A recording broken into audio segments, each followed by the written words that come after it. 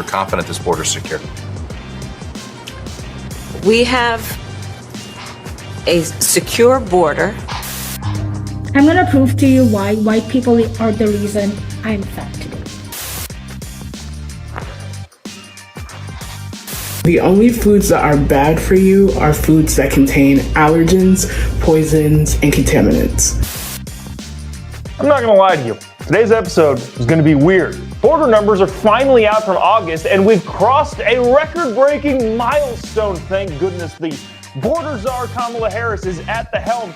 Also, food neutrality. What the heck is that? Comically large transgender boobs, and white people are the reason this young woman is fat. Oh boy, here we go. Thanks so much for tuning in. Daily Caller Live starts right now. 3, 2, 1. Here we go! That might be the only brown guy on earth named Jobob. That is actually her name, Jobob. Live from the dingy bunker, completely cut off from the outside world, except for you fine folks. My name is Jobob. This is Daily Caller Live. Thanks so much for tuning in on today. It is September 20th, the year of our Lord 2022. And like I said, we got a weird one. I'm going to start off normal. This is going to be a steady decline into chaos on this particular episode. We've got Kamala Harris on Meet the Press, last week, 2 weekends ago, 1 weekend ago with Chuck Todd saying the border is secure, but border numbers are finally out for August, and the numbers will shock you. Then I want to talk about food neutrality. Have you heard this term before, food neutrality? All food is good food if you like that food, which is clearly not advisable if you're a medical doctor or anybody in the health industry. It's just not true. Then some girl on TikTok blames white people for her being fat. Her reasoning is comical and hilarious. And then something that I was exposed to on Newsmax yesterday, transgender boobs that are comically large, that because I have to see them, you're going to have to see them too. Anyways, let's get straight off the bat here. There's some really interesting statistics around this border security thing. I don't know if you've heard of the border. It's been pretty bad the last 2 years since the Biden administration has gotten into office. And by border, I mean the imaginary line that doesn't exist between countries in which people can cross at any point they choose because the administration refuses to do their job, which is they're federally obligated to do. So numbers came out over the border yesterday. Was it late yesterday? Yesterday afternoon. And some of these statistics are going to be wild for you. But before we get to those stats, because again, I know we've been talking about the border. I know this sounds like a broken record. What's his face? Alejandro Mayorkas, the Secretary of the Department of Homeland Security, says, the border is secure. But not yesterday, last week, so last Sunday, I believe, the great border czar, Kamala Harris, went on Meet the Press with Chuck Todd, and he asked, hey, is the border secure? Her answer, not shockingly, is befuddled and weird, but she did say the border is in fact secure. Now, so I want to play this clip, and then the numbers that came out yesterday. So yesterday we talked about the fact that the CBP, Customs Border Patrol, finally released numbers, or hadn't released numbers until yesterday morning. Yesterday morning when we did the show, the CBP had not released border numbers for August, which September 19th yesterday would have been, it was very, very late. They finally did release those numbers, and they are not good. We'll get to those statistics, but I want to play this clip from Kamala Harris saying that the border is secure on Meet the Press last week. If you haven't already, would really, really appreciate you clicking the little like button, the little share button. Really, really helps us out, whether you're watching on Facebook, YouTube, Twitter, Getter. We're on Getter now. Thanks. Hi, Getter folks. Appreciate you tuning in. But yeah, sharing would be helpful. Helps us continue doing what we're doing each and every morning. The show airs live every single morning on all of the Daily Caller platforms. Anyways, watch this from Chuck Todd and Kamala Harris over Meet the Press last weekend. Check it out. We're going to have 2 million people cross this border for the first time ever. You're confident this border is secure? We have a secure border in that is a priority for any nation, including ours and our administration. But there are still a lot of problems that we are trying to fix, given the deterioration that happened over the last 4 years. We also have to put in place a law and a plan for a pathway for citizenship. Okay, so Kamala Harris, so what's really fascinating just about the political discourse in general, this wasn't really a thing. I don't even think 2 or 3 years ago, just changing the meaning of words. Now, politicians specifically, always have spun things. Well, it's this because, it's kind of this. And for the most part, you can kind of tangentially create a pathway in which I can see how what they're saying is like 5 to 10% true or accurate. But nowadays, in the modern world, the modern media landscape, the modern political discourse, we're just making things up. Kamala Harris said the border is secure in that it is a priority. Okay, well, that's not what he asked. That wasn't the question. That isn't the definition of the word secure. I'm completely full, having not eaten the last couple days. Now that makes sense. My gas tank in my car is running on empty after I just got gas from the gas station. I don't know if these analogies are technically making sense, but he asked, is the border secure? And Kamala Harris said, yes, it is a priority. All right. That's not the question he asked, but I guess if we're going to go off half-cocked and make up definitions for words in other instances, why not do it at the border? I wanted to bring you some statistics that might be kind of not shocking necessarily, because at this point nothing really shocks me, but they are fascinating. Bill Malugin tweeted yesterday. He's the Fox News guy that's on the border, I believe, every single day. I think he just lives there now. But he had a tweet yesterday. He said, it's official. For the first time, he says migrant, but remember yesterday we talked about we're not using the word migrant anymore. Illegal immigrant encounters at the border have surpassed 2 million in 1 year. CBP reports that there were 203,598 illegal immigrant encounters at the border in August, bringing the total for the annual. So they don't keep track of this as a fiscal year. Well, they keep track of it as a fiscal year, not necessarily an annual year. So the fiscal year has 1 month left. But August numbers bring the total to 2.1 million illegal immigrants crossing the border and being encountered by Border Patrol.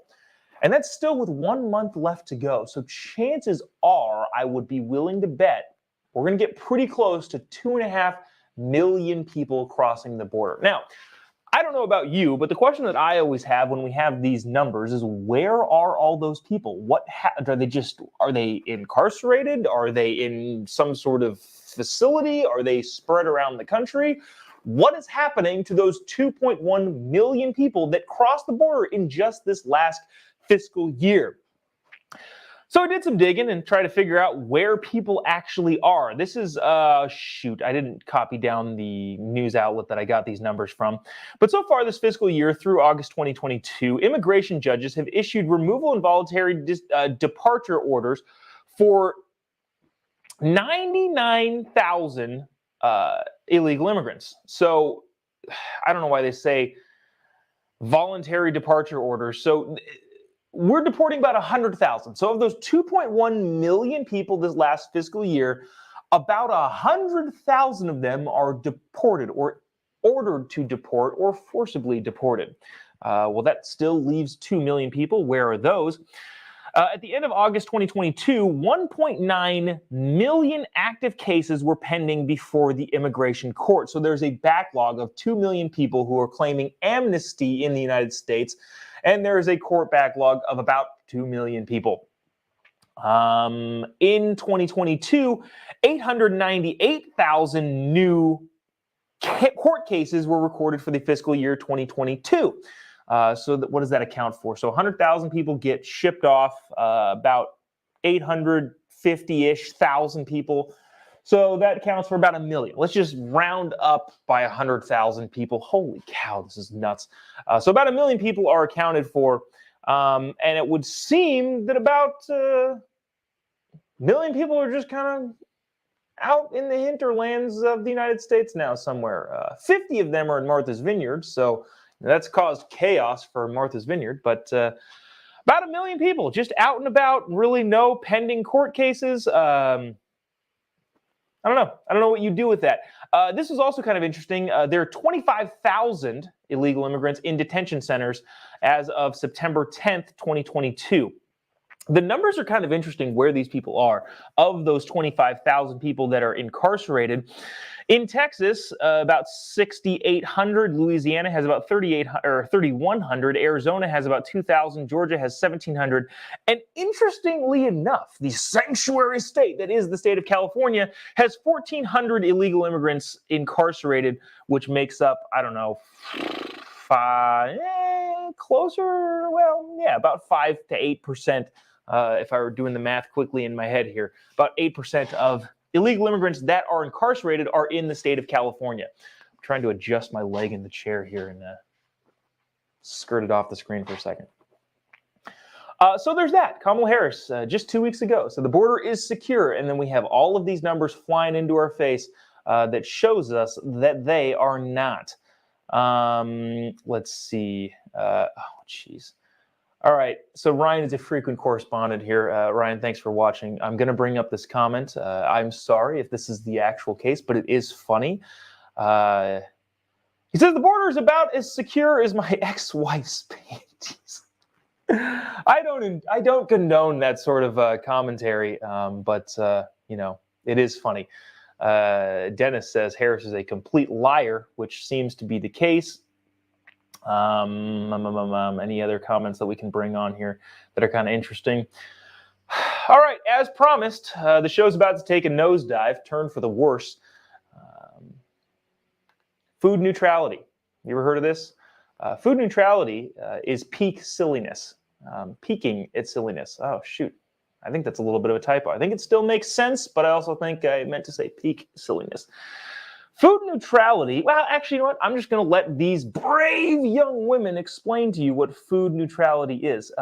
Before I get into that, I'm wearing a Building Better Men Company t-shirt, which is an organization that helps men get in shape, helps you talk about your diet. I'm not getting paid for this, by the way. Helps you target your diet and make sure you're exercising appropriately and doing everything you can to be the best physical version of yourself that you can be. As a part of this program, and as part of pretty much every dietary program, there are good foods to eat and there are bad foods to eat. But food neutrality is trying to buck that very, very dismal science of food being good or bad for you. Check this video out. This is, again, peak silliness when it comes to whether or not food is good or bad for you. Also, if you haven't already, would really appreciate you clicking the little like button or the little share button if you're watching on Facebook, YouTube, Twitter, Getter. We're on Getter now. Hello, Getter friends. Would really appreciate you doing so. It really helps us out with the algorithms. Keep rolling and doing the show each and every morning. Watch this. Food neutrality, peak hilarity, and also kind of scary that people actually buy into this. Check it out. I got us donuts. Those are so bad for you. Oh no, are they moldy? I mean, are they poisoned? Are you allergic? No, I'm just saying. You're judging my food choices based on a false standard of health again, aren't you? Guilty. Diet culture, fat phobia, and systems of oppression have created false hierarchies of food, and it shows up everywhere. For instance, harmful thought patterns like earning food through exercising, or that dessert is the reward for the punishment of eating vegetables. Remember that you do not need to earn food. We are all incorrectly taught from a young age that our size, and therefore the foods that we eat, are markers of our self-worth. Moralizing food can lead to harmful relationships with food and disordered eating. Instead of focusing on good and bad choices, try to approach food with neutrality in mind. The only foods that are bad for you are foods that contain allergens, poisons, and contaminants, or food that is spoiled or is otherwise inedible. Eat without guilt, regardless of what society says. Smarter in second. Okay, so that video is again peak silliness when it comes to no, everything is good for you. If you want to eat 19 cheeseburgers, 16 donuts, and 1,000 milkshakes, well, let's put it more reasonably, a dozen milkshakes, that's totally fine, and you'll be totally healthy. We've got to buck this trend of what the conception of health is. What do the people say at the beginning? Oh, I'm just talking about the common disconnection between what healthy actually is and what society tells us. Here's the thing.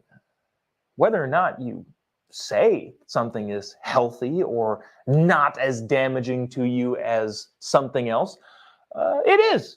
It is. There are certain things that are just true, and whether or not you want to believe them, it's your prerogative. If you put dish soap in your gas tank, your car isn't going to work.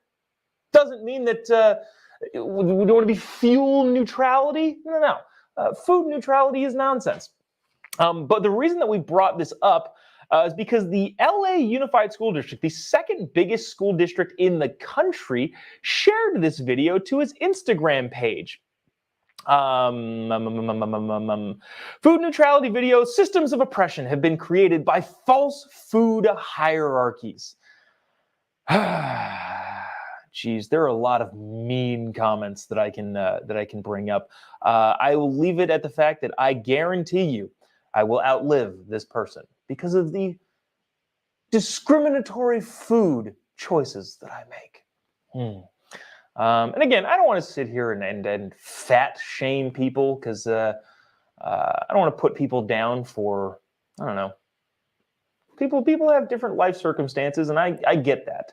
But at the same time, let's not pretend that being morbidly obese is just okay, and that's going to be fine. Now, do we want to go down this rabbit hole? Briefly, we are on the march to single-payer healthcare, whether you like it or not. That's just the reality of the situation. I hate it. I think it's going to be a disaster. The government doing more things is always bad. If you've watched this show for any amount of time, you'll know that I have one belief that maybe might be two beliefs, that the government is bad at doing things and should do less things, and especially when it comes to healthcare. If the United States government, the federal government, is going to take over the healthcare system and pay for everybody as a single-payer healthcare system, it's going to be worse healthcare for more people. Having said that, unfortunately, I do think that we're on the march to single-payer healthcare at some point or another. It might be 5 years, might be 10 years, maybe 15 years. Hopefully, it's 50 years before we get there. The problem that a lot of us are going to have is that when we're all paying for each other, are we going to be more critical of the choices of other people, right? If I'm paying for you to have health care and you're driving up the cost because you decide to eat cheeseburgers for every single meal and are 900 pounds, I don't care what people do with their lives now, but if I'm on the hook for your bad choices, I'm going to be slapping cheeseburgers out of people's hands. I'm going to be burning down. That's a bad joke, and I'm going to get taken out of context there. I was going to say I'm going to be burning down pizza joints, even though I love pizza. I'm not actually going to do that. But I will be hypercritical of people making decisions that impact my financial spending. Geez. Okay. So you want to get on to more ridiculous nonsense about people being overweight. And again, I don't want to trash people because, I don't know, that's not what we do here. We generally just like to ridicule bad ideas. But speaking of bad ideas, and again, in our slower downward trajectory of the contents of this episode, this is a young woman who claims that she can prove how and why white people made her fat. Okay. Get your, I don't know, turn this off. Honestly, you should, if you don't want to hear the most ridiculous explanation of why white people made this young woman fat, you should just watch something else. There are better things for you to watch. But if, like me, you enjoy watching a train wreck as it happens, check it out. Watch this. I'm gonna prove to you why white people are the reason I'm fat today.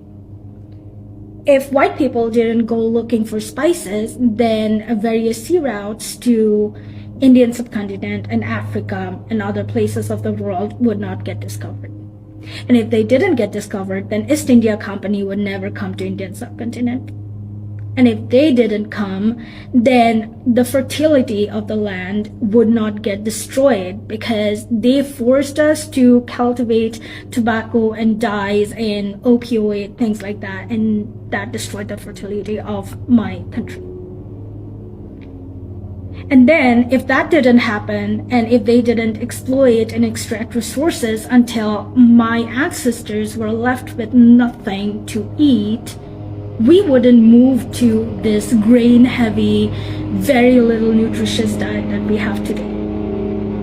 Also, if white people didn't come to the Indian subcontinent, then my ancestors would not go through 50 small, medium, large famines in a period of 200 years. Okay, so this goes on and on and on. Basically, her point that she's trying to make, well, if white people didn't try to colonize India or in search for spices, here's the thing. Regardless of what people in the past did, you, fortunately, are in control of your own life. You don't need to eat bad food. And there is objectively bad food out there. I don't want to belabor on this too long. I think in the comment section, oh, this is actually kind of interesting. Let me bring up this comment. Okay, actually, yeah, that's the point I think I just forgot about until just now, until Jim reminded me of the point that I was going to make. Jim said she's racist. Yeah, interesting. Can you imagine if somebody got up, I was going to say on a stage to give a speech, but in this case, in a TikTok, and decided to make a declarative statement that a particular race, a person's skin color, is to blame for a problem that you have? If I said, Mexicans are responsible for my flat tire, that would be chaos. I would never say anything like that, and I don't think you should say anything like that. But you can't just blame an entire race of people for a problem that you have. Can you imagine if this was the other way around? Can you imagine if, I don't know, there was a white person trying to blame black people for some misfortune that is entirely their own fault?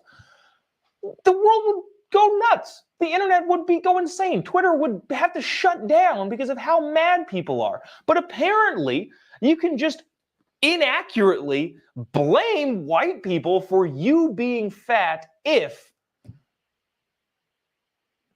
you live in today's modern, ridiculous, bass-ackward society. Let's see. Mike said something kind of funny. I definitely listen to those ladies for all of your health recommendations. You know, Mike, I'm sensing a little bit of sarcasm. Doesn't seem like you actually think that those ladies should be giving you food and health advice. But I appreciate your comment. I think the most probably... some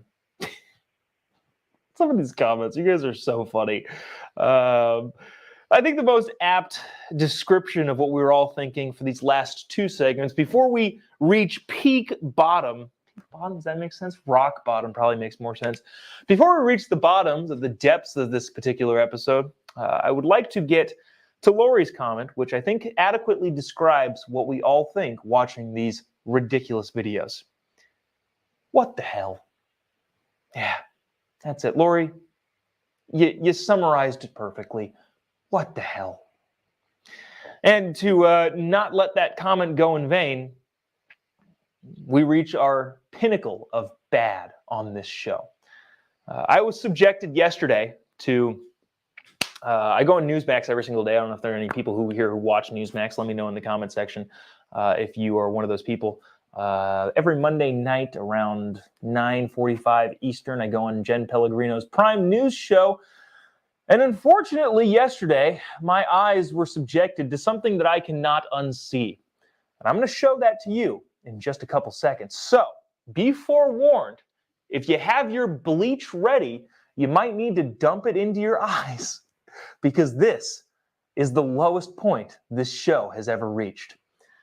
If you haven't already, click the little like button, the little share button. Actually, click any of the buttons that best describe the worst thing you have ever seen outside of murderous rage and all that. That's not what I'm saying. The most ridiculous, gross, disgusting, weird thing you have ever seen, whatever emoji in the little like section describes that for you, go ahead and click that. Also click the little share thing, because if you're subjected to this, your friends should have to be subjected to this also. Without further ado, the most ridiculous thing and the most bleach in your eyes inducing photo I think all of you will ever see. WTF. This is a photo of a high school teacher in Canada. It's a transgender person by the name of Kayla. I think Lemieux. There's a bunch of like Canadian weird French letters in there. It's like UEMIX4. I don't know. So I'm not entirely sure how to pronounce their last name. But comically large prosthetic boobs on a high school woodshop teacher. Again, I apologize for subjecting all of you to this. But you know, it is what it is. Watch this video of, again, this high school woodshop teacher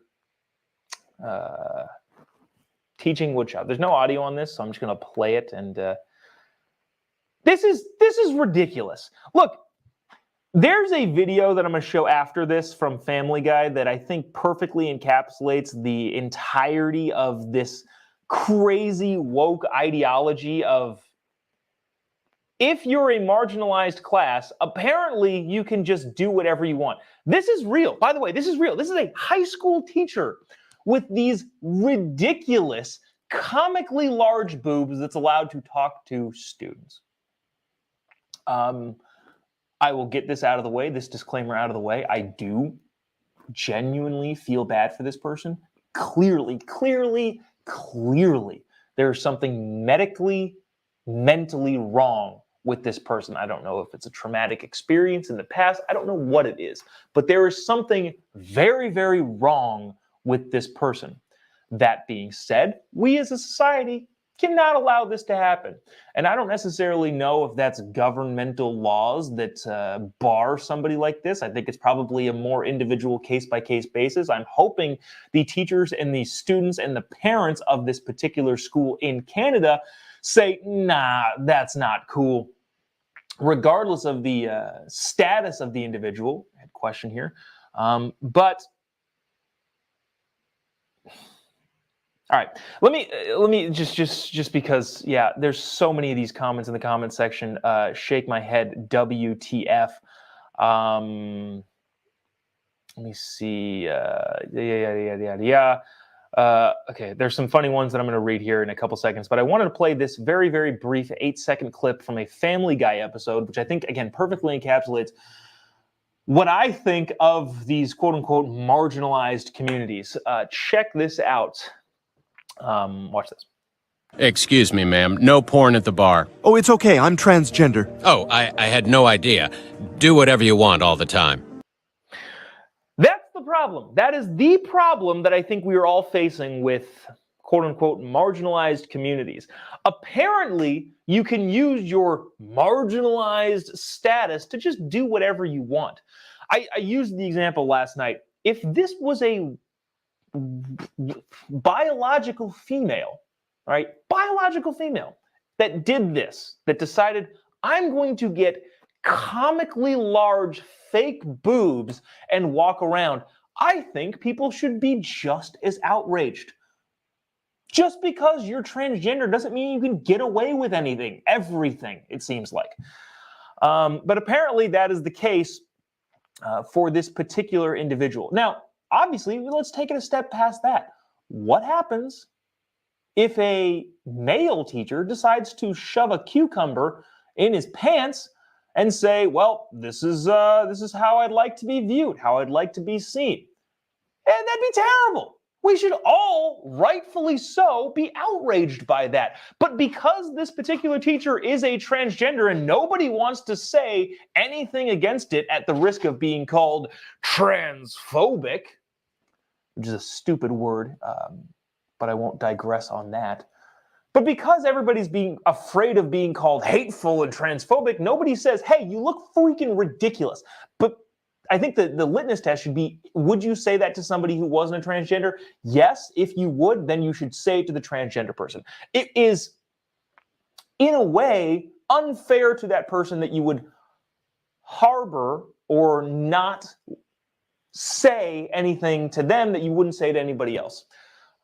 So there's that. I apologize again for subjecting you to any sort of that nonsense. Let me see if I can read some of these comments. Some of these are hilarious. You know what? We're going to go back to Lori. Same comment. What the hell? Yes, Lori. Yeah. Charlie says, shake my head, WTF. Lori also, different Lori says, gross. This I thought was hilarious. Gina Johnson says, bet it's got back pain. Yeah, this person probably has severe back pain and will probably get a boob reduction procedure done in the near future. Okay, here's also, this is just logical here. Sherman says, a woodshop teacher. Those things would appear to be dangerous in that type of class. Yeah, Sherman, what happens if by chance Kayla or whatever this person's name is wants to be called? Change your name. I don't really care. That part I don't care about. But what about these safety ramifications of, oh, I accidentally chopped off my comically large boobs in the table saw because they were hanging over and because nobody in the real world has boobs this size. Yeah, I know several of you have lots of comments. There are some of you saying we should fire Biden. I can't believe this administration. All of that sort of stuff. This is actually happening in Canada, so there's that. Sorry, I paused really quick because actually this one. Pam, I think you won the comments section. Let's see, there's somebody saying pervert, all of this sort of stuff. Yeah. Pam wins the comment section for the day. She says simply, got milk. I'm laughing inside, Pam.